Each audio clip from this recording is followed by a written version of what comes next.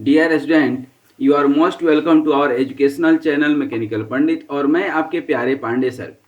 आज operation management में एक इम्पॉर्टेंट टॉपिक जो है डिस्कस करेंगे जिसका नाम है इंजीनियरिंग इकोनॉमिक्स।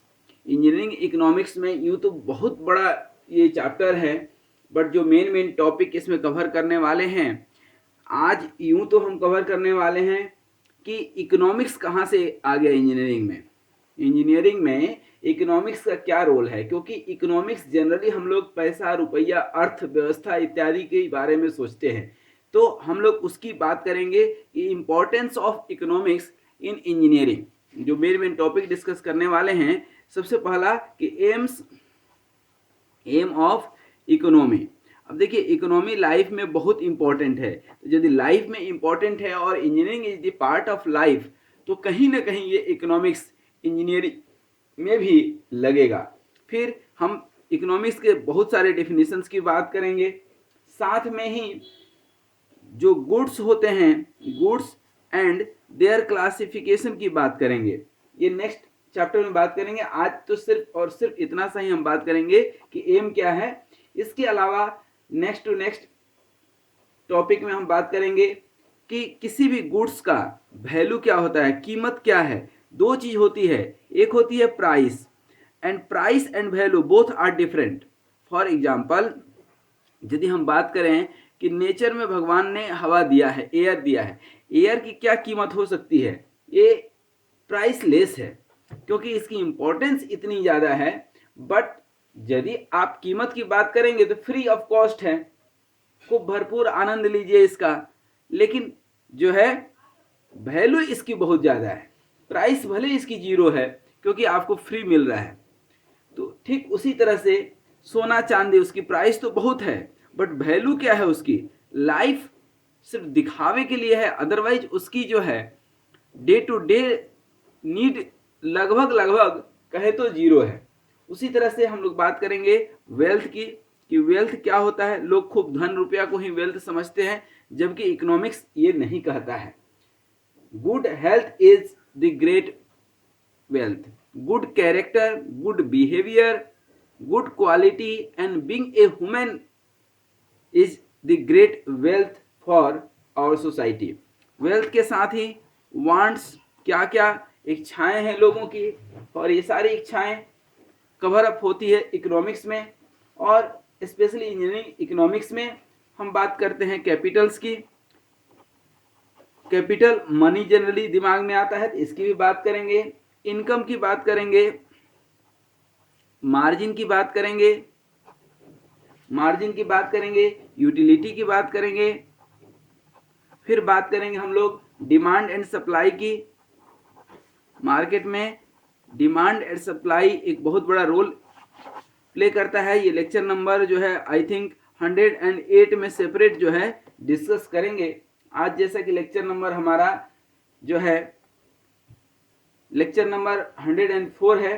फिर डिमांड एंड सप्लाई के बाद बहुत सारे लॉ की बात करेंगे, चाहे वो लॉ ऑफ सब्सटीट्यूशन हो, लॉ ऑफ रिटर्न हो, लॉ ऑफ डिस्ट्रीब्यूशन हो, और लास्ट में बैंकिंग एंड थोड़ा सा स्टॉक मार्केट, स्टॉक एक्सचेंज, ये सब चीज़ें हम डिस्कस करके इस चैप्टर का एंड अप करेंगे। तो ये जो है कुल मिलाकर के ये 104 टू लेकर के 110 तक ये जो है सीरीज जाएगा हमारा इंजीनियरिंग इकोनॉमिक्स का। तो आइए जैसे धीरे धीरे आगे बढ़ते हैं। सबसे पहला इंजीनियरिंग इकोनॉमिक्स में कि इंजीनियरिंग इकोनॉमिक्स है क्या, तो हम लोग को एक चीज़ तो बात मालूम है कि each and every engineering इंटर्स into his profession. That means कि कहाँ जाएंगे, वो इंडस्ट्री में जाएंगे। पहला एम क्या होता है, इंडस्ट्री। या कुछ लोग हो सकता है कि कंस्ट्रक्शन में जाएंगे, कुछ लोग हो सकता है कि मेंटेनेंस में जाएंगे, और सिमिलर एक्टिविटी ऑफ जॉब में कहीं ना कहीं जाएंगे। और बहुत सारे प्रॉब्लम्स आते हैं which require basically basic knowledge of economics apart from the technical knowledge. That means कि reasonable and good knowledge of economics, accounts and business management plays a major role in industrial engineering. यहाँ पर हम यदि लिखना चाहें तो लिख भी सकते हैं कि एक reasonable knowledge, A reasonable knowledge of economics, साथ में accounts and more apart business system. इसलिए कई जगह जो इंजीनियरिंग का जो है एक ब्रांच ही है बिजनेस सिस्टम, खास करके जो टीसीएस रिलेटेड, टीसीएस जो है एक कोर्स कराती है जिसका नाम ही है computer science engineering and business system. तो बिजनेस और जो है जिस ऑर्गेनाइजेशन में काम कर रहा है उसका मैनेजमेंट, और साथ में जो है मैनेजमेंट के साथ साथ HR play important role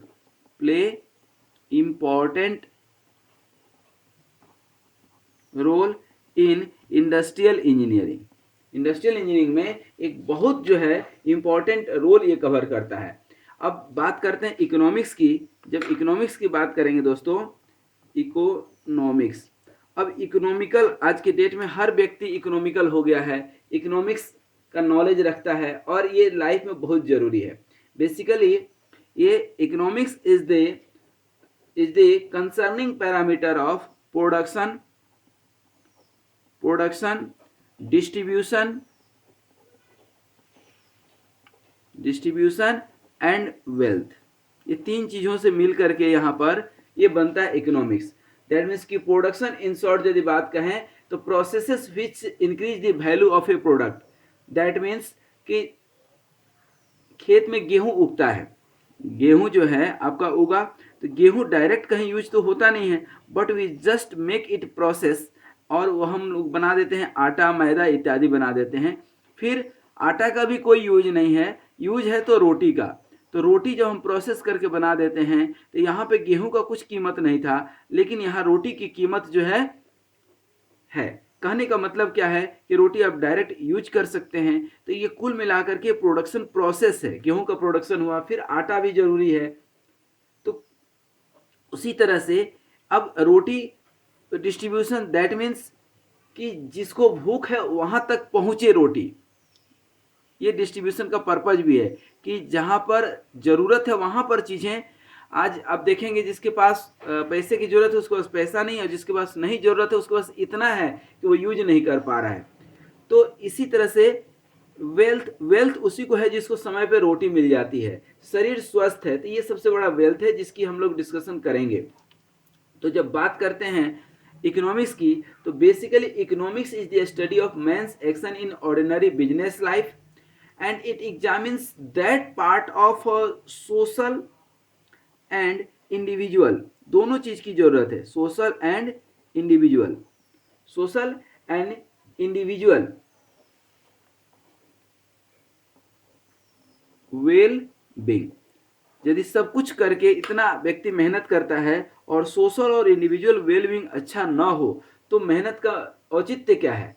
that means कि an engineer must to acquire knowledge of engineering, economics, accounts, management in order to discharge his duty satisfactorily. इसलिए मैं बार बार बोल रहा हूं कि engineering economics is very very important. अब इंपॉर्टेंट है, इसकी कुछ और इंपॉर्टेंस भी हम जान लें। हम एक एक करके इंपॉर्टेंस ऑफ इकोनॉमिक्स भी थोड़ा सा देखेंगे। इंपॉर्टेंस ऑफ इकोनॉमिक्स,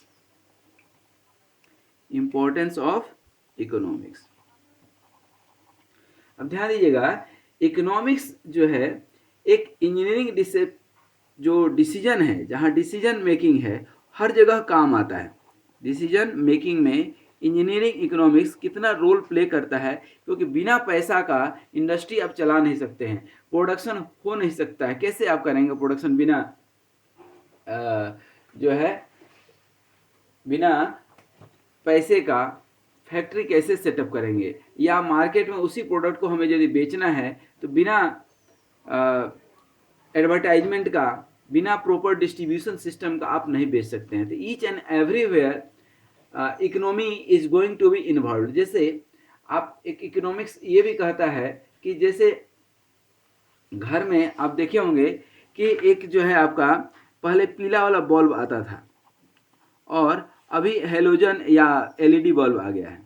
दोनों में देखिए ये पीला बल्ब जो है ये आता था 10 रुपये का और ये आता है, अच्छा आप खरीदेंगे तो 400 रुपीज़ का। तो अब इंजीनियरिंग इकोनॉमिक्स यहाँ पर कहाँ लग गया कि क्या 10 रुपये से काम चला सकते हैं, 400 वाला क्यों खरीदें हम?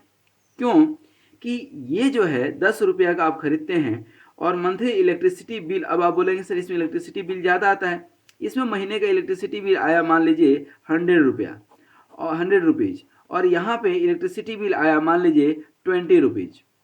तो अब इसमें दूसरी गणित ये बैठती है कि यहाँ पे आपका खर्च कितना हुआ, एक्स्ट्रा 390 रुपये खर्च हुआ ना, और 390 रुपया को बैंक में आप रख देते हैं तो इसका इंटरेस्ट आ जाता है मान लीजिए 20 रुपया।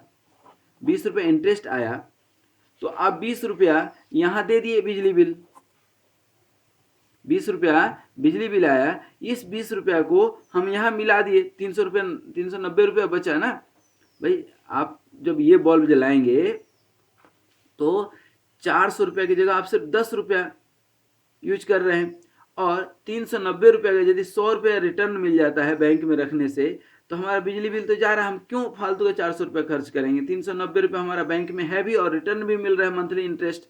तो इंडस्ट्री में इसी को बोलते हैं इंजीनियरिंग इकोनॉमिक्स, मतलब what have to be replaced, what have to be produced, what have to be distributed. तो ये सारी चीज़ें क्या आती है इकोनॉमिक्स में।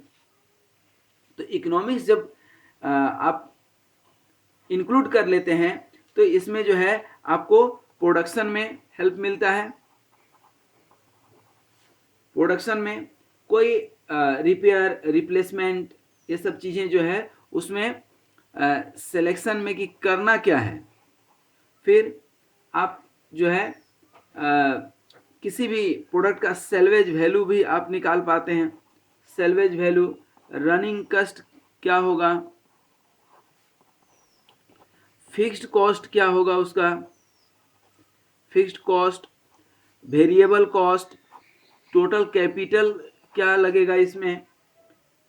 फिर आप प्रोडक्शन के साथ साथ प्लानिंग आप बेटर कर सकते हैं, प्लानिंग, कंट्रोल मैकेनिज्म आप अच्छे से रन कर सकते हैं। तो ये सारी चीज़ें जो है डायरेक्टली इकोनॉमिक्स से रिलेटेड है। That means you can say productivity improves, productivity improve होता है, ये भी एक पार्ट है, प्रोडक्टिविटी इम्प्रूव होता है। और प्रोडक्टिविटी के साथ साथ जो है आपका प्रोडक्टिविटी मतलब प्रोडक्शन भी आपका कहीं ना कहीं इम्प्रूव हो रहा होगा, production also goes up. Human efforts आपका कम होता है, ह्यूमन एफर्ट्स कम होता है। जैसे कहीं ऑटोमेशन है, अब आप दिन भर में 100 लेबर काम कर रहा है और 100 लेबर को रिप्लेस करके एक आप ऑटोमेटिक मशीन आप बना लेते हैं, तो ये मशीन का खर्च एक समय लगेगा, लेकिन आपके 100 लेबर का खर्च भी तो बचा रहा है। तो ये भी अपने को जो है कई बार हेल्पफुल होता है। फिर इकोनॉमिक्स का नॉलेज आपका वेल्थ इंक्रीज करता है, वेल्थ इंक्रीजेज, वेल्थ इंक्रीज। फिर आप जो है कंफर्ट लेवल जो है आपको मिलता है, कंफर्ट लेवल। जैसे इकोनॉमिक्स का ही ये कॉन्सेप्ट है, किसी ऑफिस में आप काम करते हैं और ऑफिस में काम करके आपको वहाँ पर ना फैन है, या फैन है मान लीजिए एसी नहीं है, जस्ट एग्जांपल देते हैं, तो आपकी प्रोडक्टिविटी जो है 80% है, और जो है एसी लग जाती है तो आपकी प्रोडक्टिविटी जो है 100% हो जाती है। तो 20% मतलब यहाँ कुछ खर्च करके आपकी प्रोडक्टिविटी बढ़ाई जा सकती है, तो क्यों ना हम बढ़ाएं। तो ये भी जो है इकोनॉमिक्स का ही पार्ट है। तो these are the importance of economics. यदि हम लीगली कहें तो इकोनॉमिक्स का अनलिमिटेड जो है बेनिफिट्स है। हमने तो कुछ इम्पोर्टेंस आपको बताए, इसके अलावा अब हम लोग थोड़ा सा देखते हैं डिफिनीशन ऑफ इकोनॉमिक्स। क्या definition of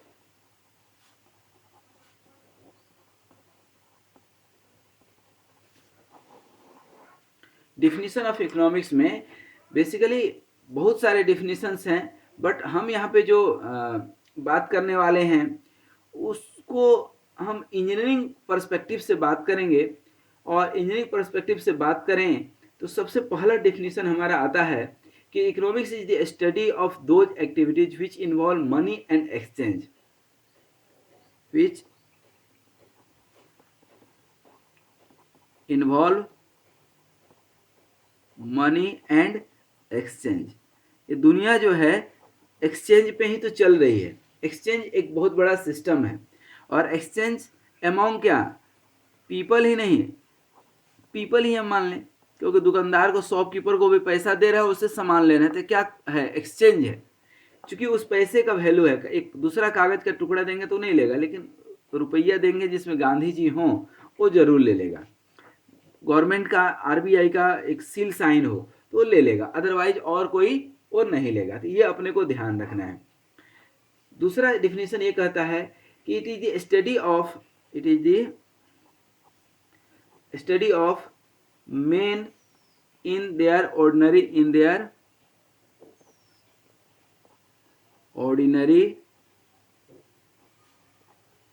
business of life। Life भी अपने आप में एक व्यापार है, एक व्यवहार है। हर जगह आपको अर्निंग एंड इंजॉयमेंट चाहिए। ये दो चीज नहीं होगा तो फिर जो है क्या मतलब है, लाइफ का मतलब ही नहीं है।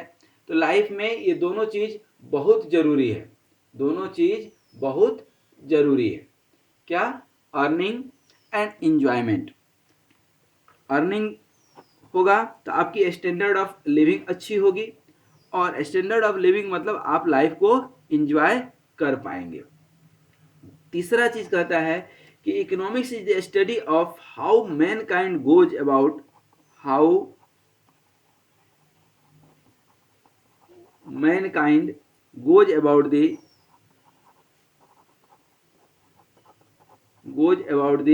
बिजनेस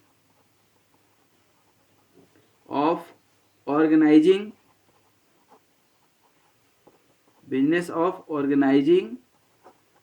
एंड कंजम्पशन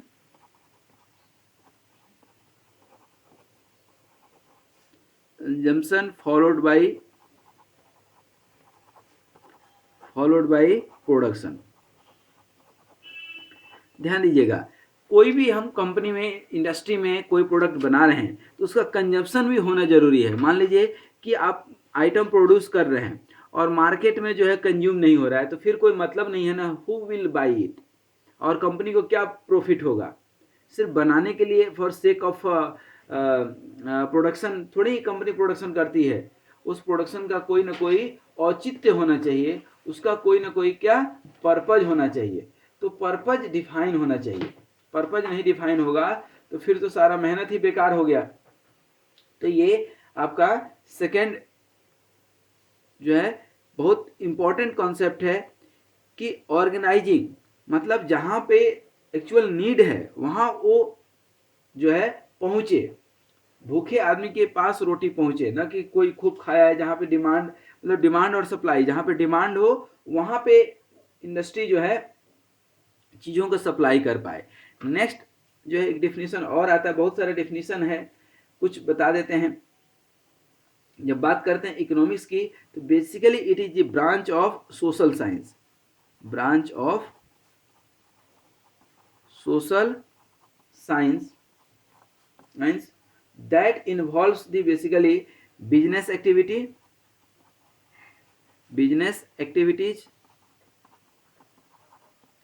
पूरा का पूरा banking system comes under economics, पूरा का पूरा बैंकिंग जो है सिस्टम, और जो है प्रोडक्शन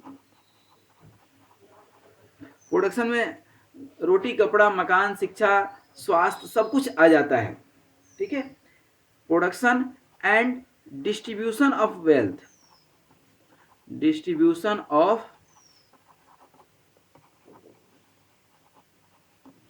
क्योंकि वेल्थ जो है डिस्ट्रीब्यूट होना चाहिए, देखिए गवर्नमेंट बहुत सारे फ्री की योजनाएं चला रही है, मालूम है? नहीं चलाए तो गवर्नमेंट के पास इतना वेल्थ आ जाता है, इतना टैक्स आ जाता है, वो करे तो करे क्या? इसलिए बांटना पड़ता है। अब ये आप कई बार सुनते होंगे कि नेताओं का तो ये वोट बैंक है कि वो पैसे बांट रहे हैं। नहीं भाई, उनके पास इतना है, करेंगे क्या? तो कहीं ना कहीं डिस्ट्रीब्यूट तो करना है। वो नहीं करेंगे तो जो बड़े बड़े घराने हैं, कॉरपोरेट सेक्टर है, उनके पास ही सारे पैसे रह जाएंगे, तो उनसे लेना है और जो नीडी लोग हैं उन तक पहुंचाना है। हाँ, ये बात अलग है कि कहीं जाति विशेष या किसी और कारण से आरक्षण मिलता हो, that is a different thing, but in normal case the practice is कि जिनके पास बहुत ज़्यादा है, जैसे समुद्र में पानी बहुत ज़्यादा है, तो समुद्र में से पानी लेकर के घरों तक पहुंचाना, ये एक बहुत बड़ा जो है डिस्ट्रीब्यूशन सिस्टम है कि हर घर जो है पानी पहुंच जाए। ठीक उसी तरह से बड़े बड़े जो कॉरपोरेट सेक्टर हैं, उनके पास वेल्थ बहुत है। और वेल्थ कहाँ से इनके पास आता है? तो एक आदमी जीवन भर काम करता है और 1 किलो सोना खरीदता है, 1 किलो क्या, 1 किलो तो बहुत हो गया, 10 ग्राम सोना खरीदता है। अब वो सोना करेगा क्या? खाएगा थोड़े। अब जो कॉरपोरेट सेक्टर बड़े बड़े घराने हैं, ये कहाँ से सोना लाते हैं?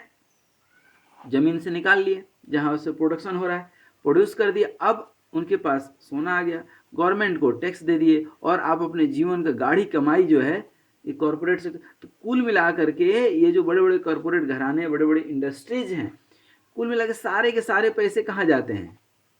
इन्हीं के पास तो जाते हैं। हमारे आपके पास कहीं से भी पैसे आते हैं, अल्टीमेटली वो घूम फिर करके कहाँ चले जाते हैं? गवर्नमेंट के पास। फिर गवर्नमेंट क्या करती है? उसको डिस्ट्रीब्यूट करती है। अब डिस्ट्रीब्यूट करने का तरीका जो है अलग अलग हो सकता है। नेक्स्ट और लगभग लास्ट एक डिफिनेशन देखिए कि basically how the people utilise the resources, utilisation of resources. अब ये भी लगभग लगभग उसी से मिलता जुलता डिफिनेशन है कि जो हमारे गवर्नमेंट के पास, गवर्नमेंट मतलब नेशनल जो संपत्ति है, राष्ट्रीय संपत्ति है, चाहे वो बहुत सारे माइंस हैं, गोल्ड के माइंस हैं, कोल माइंस हैं या आयल्स हैं, अब इसके अलावे इंडस्ट्रीज हैं, बहुत सारे मटेरियल्स हैं, तो ये अल्टीमेटली है क्यों? कहीं ना कहीं यूटिलाइज तो होना चाहिए। यूटिलाइज कहाँ होगा? यूटिलाइज जो है कहाँ होगा? कहीं ना कहीं यूटिलाइज करने के लिए तो इसलिए एक मार्केट खड़ा किया जाता है। अब जो है यूटिलाइजेशन ऑफ रिसोर्सेज के लिए क्या चाहिए? मार्केट। और मार्केट के साथ साथ जो आम आदमी है उसके जीवन की बहुत सारी आवश्यकताएं हैं। अब दो तरह की बात है। पहले क्या होता था, हम लोग बोलते थे कि invention is father of need, father of need, mother of, ऐसे बोलते थे। आवश्यकताएं आविष्कार की जननी है, मदर ऑफ नीड। लेकिन अब ऐसा नहीं है, अब ऐसा नहीं है। अब ये हो गया है कि need is the father of invention, father of invention. कैसे? मतलब आवश्यकता आविष्कार का बाप है। कैसे? क्या होता है आज की इंडस्ट्री में कि पहले कोई भी आइटम या प्रोडक्ट बना दिए जाते हैं, प्रोडक्ट बना दिए गए, और पहले उस प्रोडक्ट की कहीं ना कहीं सोसाइटी में नीड थी ही नहीं दूर दूर तक, लेकिन नीड क्रिएट किया गया। क्या? नीड क्रिएट किया गया। अब इसके बिना रहना मुश्किल है। फॉर एग्जाम्पल, बहुत सारे मार्केट में ऐसे खाद्य पदार्थ हैं, फूड प्रोडक्ट्स हैं, जिनकी दूर दूर तक कोई आवश्यकता है ही नहीं, थी भी नहीं, एज सच डिमांड भी नहीं था, लेकिन इस फूड आइटम को हम क्रिएट कर दिए, ठीक है, डेवलप कर दिए। जैसे चाहे वो बर्गर हो, चाहे पिज़्ज़ा हो, या बहुत सारे स्ट्रीट फूड हैं जो हेल्थ के लिए दूर दूर तक सही नहीं है, लेकिन लोगों के अंदर एक एडवर्टाइजमेंट करके और एक जो है नीड पैदा कर दिया गया। इसीलिए तो एक से एक बड़ी बड़ी कंपनी जो है चल रही है फूड आइटम में। अब जैसे आप सॉस खाते हैं, चटनी खाते हैं, ये सब जो मार्केट में बन करके आता है, इसमें ना अच्छे तेल यूज होते हैं, ना अच्छे मसाले यूज होते हैं, अच्छे तो ना अच्छे तरह से प्रोसेसिंग। घर का रूखा सूखा रोटी लाख गुना अच्छा है इन सब चीज़ों से। पनीर जो है मार्केट में जो आते हैं वो दूध के पनीर तो रहते ही नहीं है। फिर भी एक नीड जो है, तो कहने का मेरा मतलब ये था कि मार्केट में कोई जरूरी नहीं कि हर चीज नीड के हिसाब से बनता है, नहीं, मार्केट वाले रिसर्च करते हैं, नई नई चीजें डेवलप करते हैं और पब्लिक के अंदर नीड क्रिएट कर देते हैं, एक दिखावा, देखा देखी भी लोग करते हैं। नहीं तो चलने के लिए तो 5 लाख के भी आप कोई गाड़ी से चल सकता है और कोई 50 लाख के भी गाड़ी से चलता है। नीड इसकी भी पूरी हो रही है, इसकी भी पूरी हो रही है, लेकिन ये जब बना दिया कंपनी ने तो एक नीड क्रिएट किया, क्या कि जो अमीर लोग हैं जिनके पास पैसे हैं, कहीं ना कहीं से पैसे निकालने तो हैं, तो निकालने हैं तो कैसे, आपको अमीरी की एहसास कब होगा, जब आप 50 लाख की गाड़ी में चलेंगे।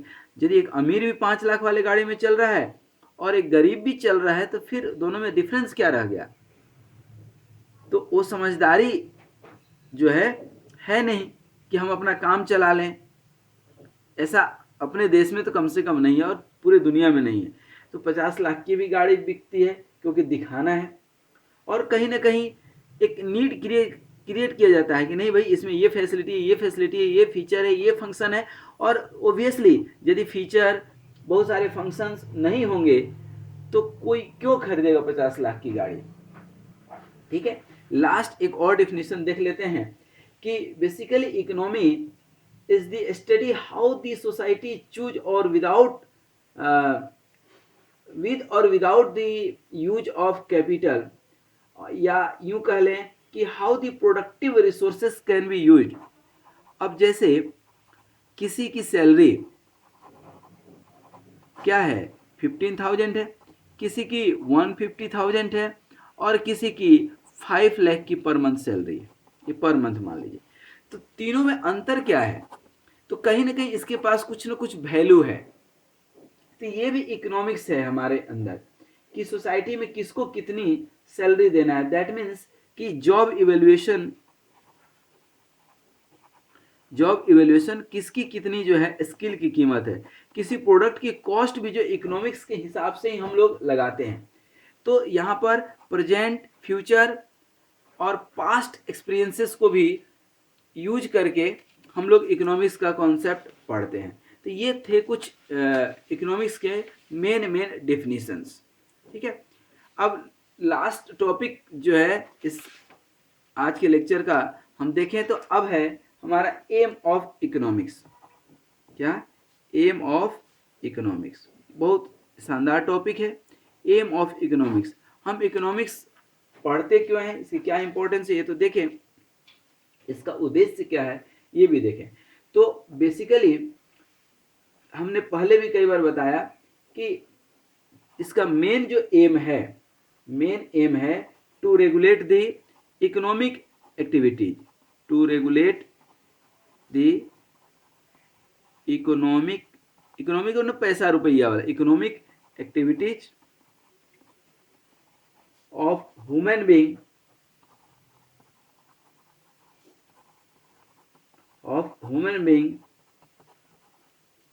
with a view to maximize the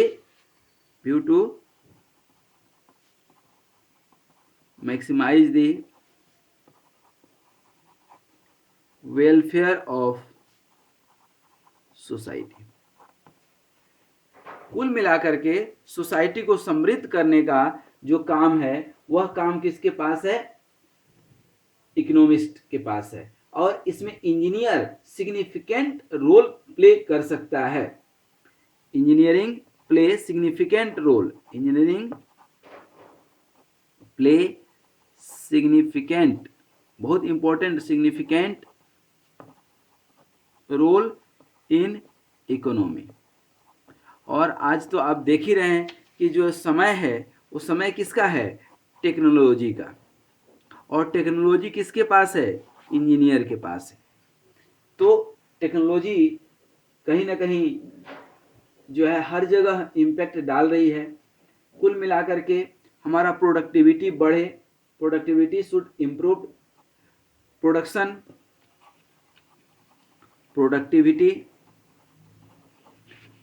हमारा इम्प्रूव हो, लोगों की जो है स्टैंडर्ड ऑफ लिविंग अच्छी हो, स्टैंडर्ड ऑफ लिविंग अच्छी हो, ये सारी चीज़ें जो है। ह्यूमन एफर्ट्स इंडस्ट्री में कम हो, ऑटोमेशन ज़्यादा हो, ह्यूमन एफर्ट्स कम से कम हो हमारा, ठीक है। लोगों की वेल्थ इंक्रीज हो, ह्यूमन एफर्ट्स रिड्यूस होना चाहिए, और कंफर्ट क्या होना चाहिए, बढ़ना चाहिए। ध्यान दीजिएगा, कंफर्ट क्या होना चाहिए, बढ़ना चाहिए। साथ में ही लोगों के वेल्थ इंक्रीज हो, लोग हेल्दी हो, वेल्दी हो, और freedom from wants, freedom from wants मतलब लोगों की कहें तो दरिद्रता खत्म हो, लोग जो है गरीबी खत्म हो, नहीं तो देश में नीडी लोगों की कमी नहीं है। बहुत सारे वांट्स हैं, बहुत सारे नीड है, वांट्स मतलब नीड, तो लोगों की नीड पूरी हो। कहने के लिए भले हम लोग मेट्रो सिटीज में और बड़े बड़े शहर में देखते हैं, लेकिन जब अर्बन शहर में भी, जब स्लम एरिया में जाते हैं और गाँवों में भी जाते हैं, या देखने में अच्छे अच्छे घर सब लगते हैं, बट जो है लोगों की जो नीड है कहीं ना कहीं अभी भी फुलफिल नहीं हो पा रही है। आप देखेंगे कि बहुत सारे घरों में, घर में 4 लोग हैं और चारों लोग नौकरी कर रहे हैं, बाप बाप करके 24 घंटा में जो है वो 18 घंटा मेहनत करते हैं, फिर भी अपने नीड को पूरी नहीं कर पा रहे। तो दिक्कत कहाँ पे है, ये इकोनॉमिस्ट को स्टडी करना चाहिए, एक इंजीनियर को भी स्टडी करना चाहिए कि टेक्निकली कहाँ पे हम हेल्प कर सकते हैं सोसाइटी को। तो ये जो है कुछ मेन एम थे। इसके जो है अलावे जो एम है इकोनॉमिक्स का, उसमें जो है क्या है कि हम एम्प्लॉयमेंट दे पाएँ, क्या, फुल एम्प्लॉयमेंट। सबसे पहला एम यही है कि हम कहीं ना कहीं मार्केट से बेरोजगारी खत्म करें। इकोनॉमिक्स का सबसे बड़ा कॉन्सेप्ट है suitable employment, suitable employment, security, better working condition, हम पब्लिक को दे पाए बेटर वर्किंग कंडीशन। ऐसा नहीं कि हम वर्किंग कंडीशन इतना ख़राब है, इतना ज़्यादा नॉइज है, इतना ज़्यादा फ्यूम्स हैं, इतना ज़्यादा डस्ट है कि उसकी तबीयत ही खराब हो जा रही है। फिर नंबर ऑफ वर्किंग आवर, वो कितना घंटा काम कर, जितने समृद्ध देश हैं उतना ही कम से कम वर्किंग आवर होता है। अब शौकिया कोई 18 घंटा काम करे तो एक अलग की बात है, लेकिन मजबूरी में कोई 18 घंटा काम करे तो ये अच्छी बात नहीं है। फिर क्लीनिनेस, क्लीन हो, हेल्दी इन्वायरमेंट हो, जो है इंजॉयमेंट वाला हो, मतलब हेल्दी का मतलब होता है इंजॉय करते हुए काम कोई करे, चीयरफुल वर्किंग इन्वायरमेंट जिसको बोलते हैं, चीयरफुल वर्किंग कंडीशन। फिर बहुत सारे जो एम्यूनिटीज हैं, बहुत सारे जो है सब्सिडाइज्ड हाउस फैसिलिटीज है, क्योंकि हमने शुरू में भी बताया कि रोटी कपड़े मकान, जिससे हेल्थ वेल्थ ये सब चीज़ें बेसिक नीड वो पूरा कर पाए, ये बेटर वर्किंग कंडीशन में आता है। फिर नेक्स्ट यदि हम बात करें तो standard of living, aim of economics का ये भी है कि लोगों का स्टैंडर्ड ऑफ लिविंग बढ़े, स्टैंडर्ड ऑफ लिविंग जो है अच्छी हो। तो इसमें सबसे पहला स्टैंडर्ड ऑफ लिविंग में आता है कि बेटर हाउसिंग, कम से कम रहने के लिए एक मकान हो,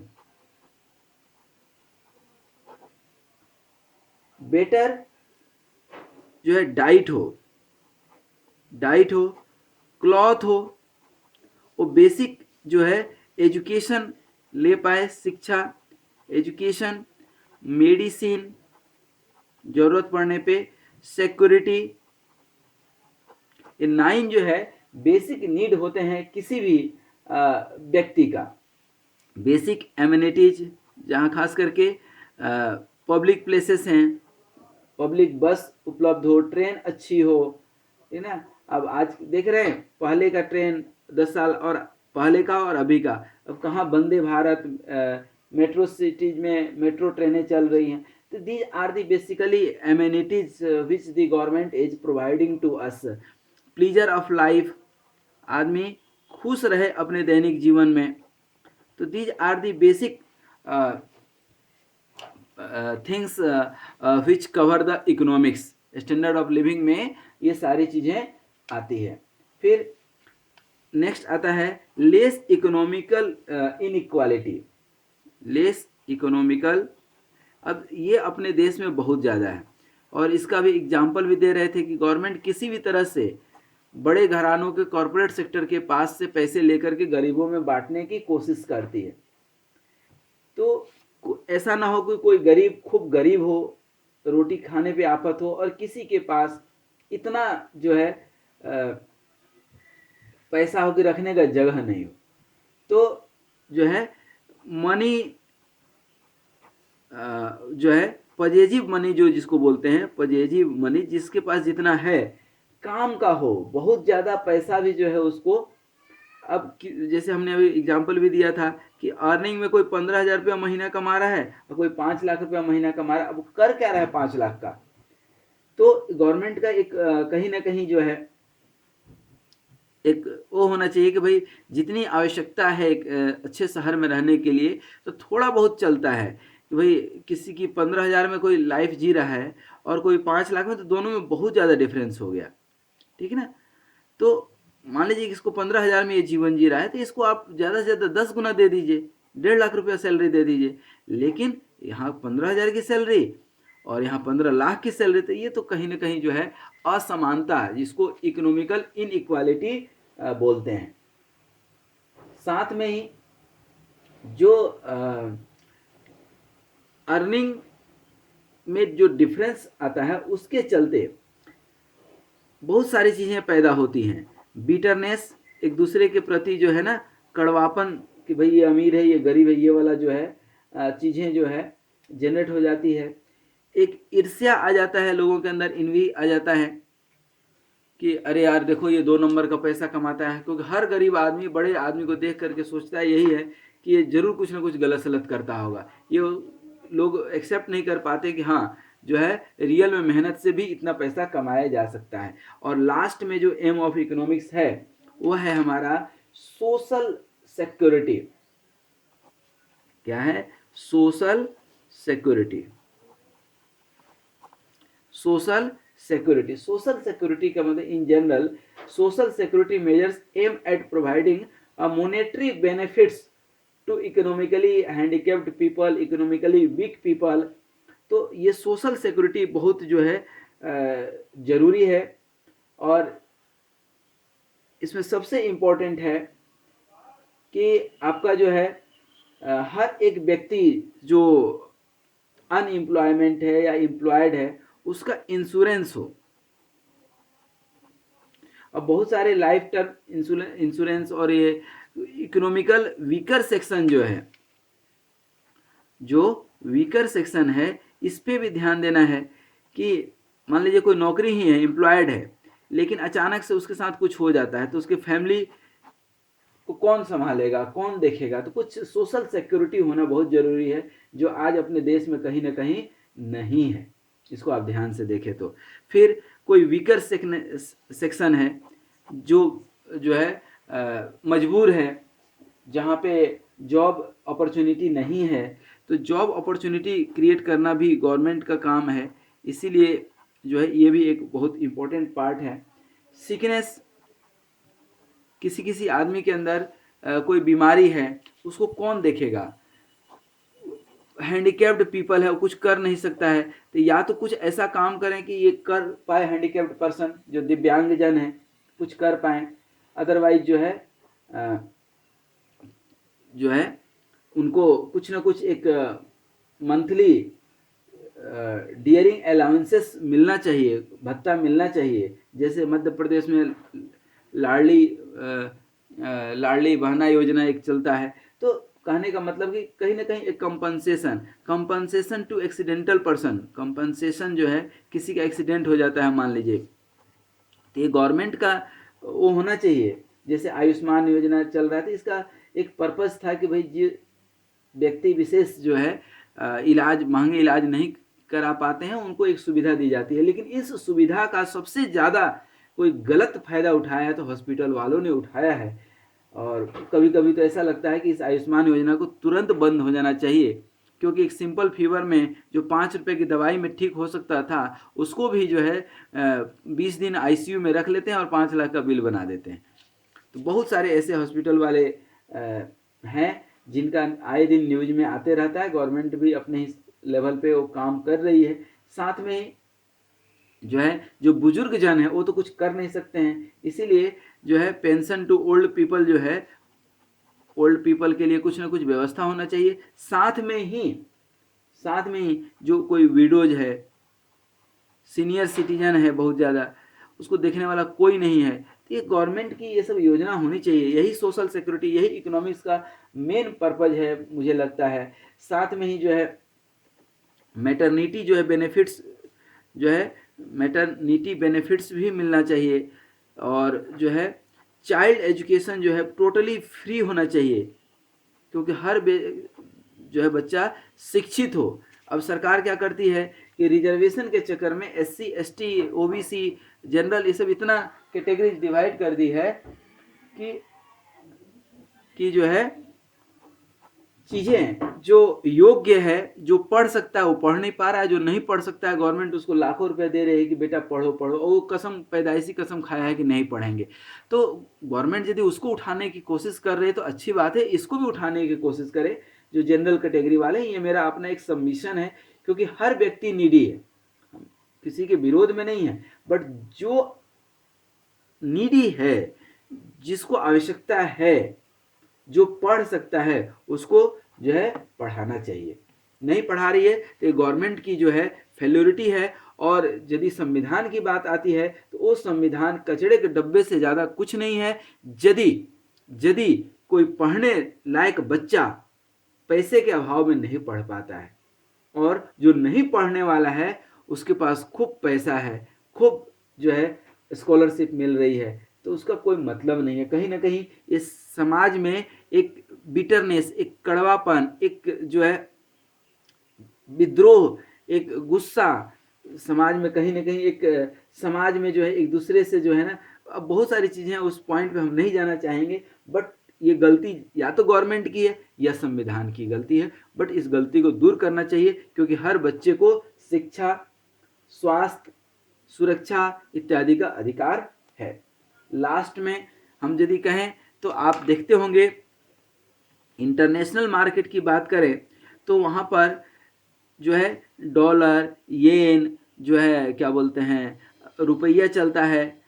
तो इन सब की एक हर देश की अपनी एक करेंसी होती है।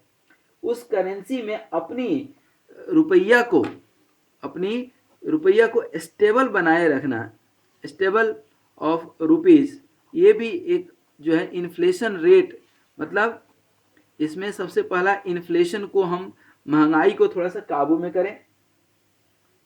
फिर राइज इन प्राइस जो है, rise in price of items, जो भी आइटम है। दूसरा है कि rise in price of dollar, मतलब जिस समय देश आज़ाद हुआ था ना दोस्तों, उस समय 1 रुपया जो है, 1 रुपये की जब बात होती थी ना, तो 1 रुपया इक्वल टू $1 था, $1 था। अब जो है $1 था, और आज $1 की कीमत लगभग 80 रुपया हो गया है। तो कीमत किसका घटा? रुपया का कीमत घटा है। तो ये भी जो है चीज़ें जो है कहीं ना कहीं देश के लिए अच्छा नहीं है।